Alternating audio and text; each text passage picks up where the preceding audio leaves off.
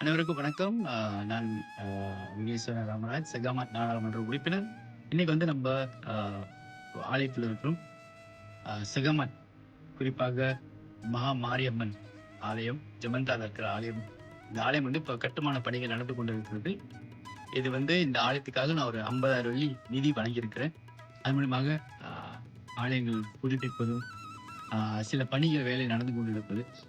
இந்த ஆலயங்களுக்கு குறித்து மகிழ்வது ரொம்ப சந்தோஷமான ஒரு விஷயம்.